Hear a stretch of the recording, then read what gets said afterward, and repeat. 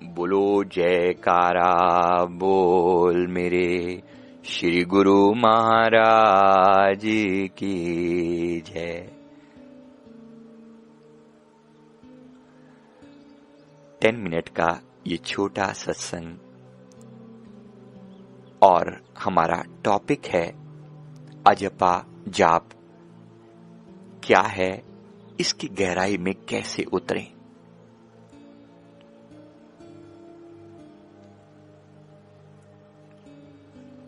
गुरुमुखो जाप जो हैं कई तरह के होते हैं। एक जाप वो होता है जो मुंह से बोला जाता है, यानी राम राम राम राम जाम, जैसे इस तरह से कुछ लोग करते हैं।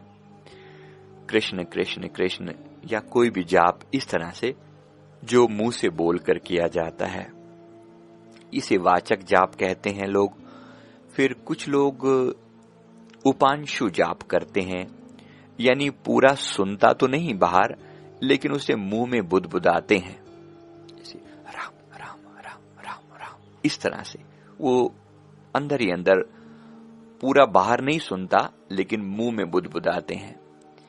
इसके अलावा एक तीसरा जाप होता है जिसको गले से गुंजार की जाती है, जैसे भ्रामरी प्राणायाम में किया जाता है। तो कुछ लोग गले के अंदर भी इस तरह से उसका जाप करते हैं।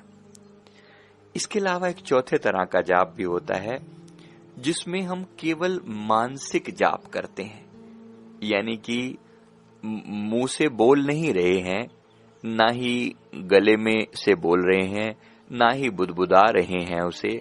तो अंदर ही अंदर मुंह बंद है और अंदर ही अंदर जाप चल रहा है, भीतर ही भीतर राम राम राम राम चल रहा है, लेकिन मुंह से बिल्कुल शांत है।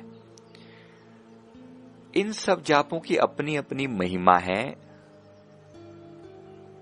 लेकिन इन सब में एक जो सबसे बड़ी कमी है वो ये कि जब हमारी कंडीशन ऐसी हो जिस समय में हम जाप कर ना सके, मान लीजिए कोई पर्सन कोमा में चला जाता है। अब कोमा में तो उसके हाथ पैर नहीं चल सकते, उसका मुंह नहीं हिलता, या और भी कोई कंडीशन हो सकती है। और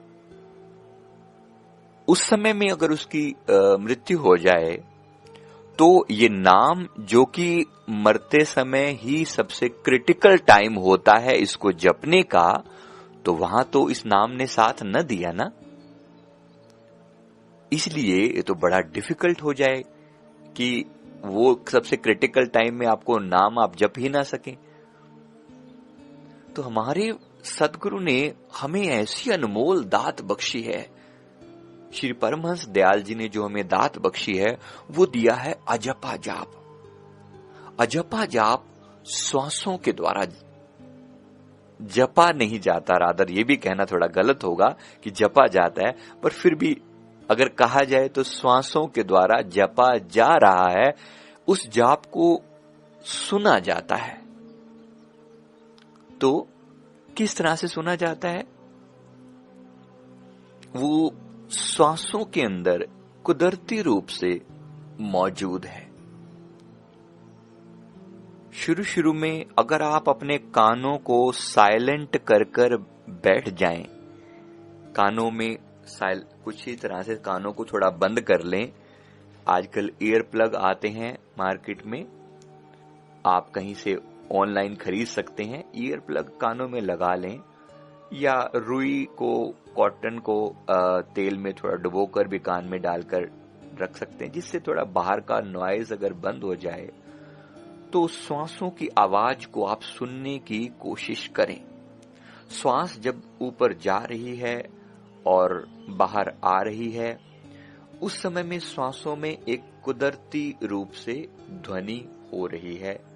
हमारे प्रभु ने, हमारे सद्गुरुदेव भगवान जी ने हमें उसी शब्द के साथ जोड़ा है। ये है अजपा जाप, जो केवल हो रहा है, हमने केवल उसे सुनना है, उस पर ध्यान देना है, बस। अब इसी की सबसे बड़ी खासियत यह है कि यह ध्यान हर समय भी दिया जा सकता है। जैसे आप एक बार पहले बड़ी गहराई से इस जाप को सुनने की कोशिश करें। श्वासों की जो कुदरती साउंड है उसको सुनने की कोशिश करें। थोड़े प्रयास के बाद ये शब्द आपको क्लियर सुनना शुरू हो जाएगा। बस जो गुरु महाराज जी ने नाम दिया है उसको श्वासों में एक बार सुन पाए तो फिर उस पर ही अपना पूरा अटेंशन, पूरा ध्यान लगा देना है, पूरी तवज्जो लगा देनी है।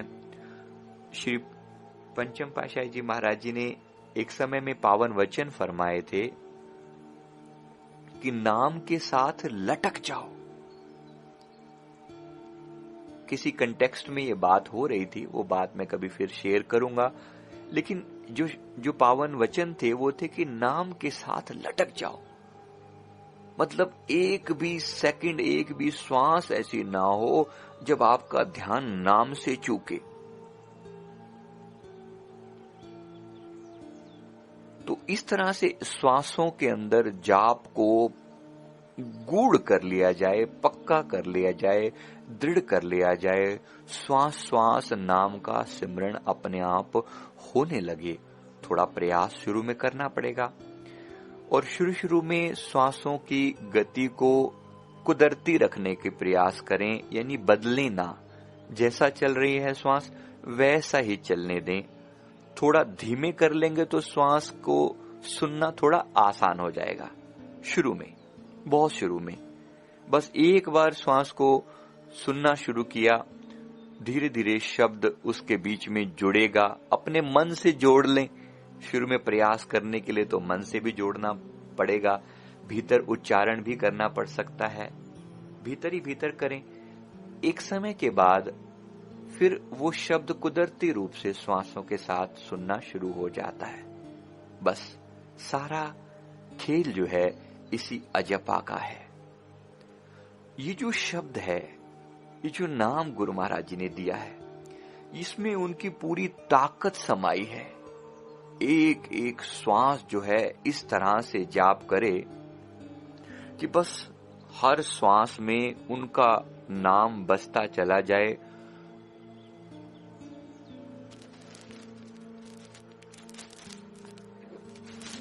फिर संत सहजोबाई जी ने बड़े सुंदर वचन फरमाए हैं कि श्वास से श्वास संभालता एक दिन मिलसी जाए, सिमरन पैंडा सहज का मेरे सतगुरु दिया बताए। बड़ी मीठी वाणी, बड़ी प्यार भरी वाणी में फरमा रहे हैं कि श्वास से श्वास संभालता एक दिन मिलसी जाए, सिमरन पैंडा सहज का मेरे सतगुरु दिया बताए। बस इतना ही कर ले, श्वास श्वास में संभाल कर ले। श्वास श्वास संभालता एक दिन जिस शब्द का जो मालिक है, जिसने ये शब्द दिया है, उसमें जाकर मिल जाएगा। नाम और नामी में भेद नहीं है। गुरु महाराज जी ने अपना अंश, अपना रूप हमें दिया है निराकार रूप में। अब गुरु महाराज जी भौतिक रूप से तो हमारे साथ साथ हमेशा नहीं रह सकते ना, लेकिन गैबी रूप में, निराकार रूप में उन्होंने शब्द हमें बख्शा है। तो ये शब्द सतगुरु का ही निराकार रूप है। शब्द और सतगुरु में भेद नहीं है, नाम और नामी में भेद नहीं है। इसलिए नाम का सिमरण करने वाला एक दिन नामी से मिल जाएगा, मिला ही हुआ है। हर श्वास उसको जैसे जैसे समर्पित करते जा रहे हैं, वैसे वैसे उसके चरणों से लीन होते जा रहे हैं, उसके दिव्य आनंद में लीन होते चले जा रहे हैं। सिमरन पैंडा सहज का मेरे सतगुरु दिया बताए। मेरे गुरु महाराज जी ने सिमरन का सहज रास्ता बता दिया है।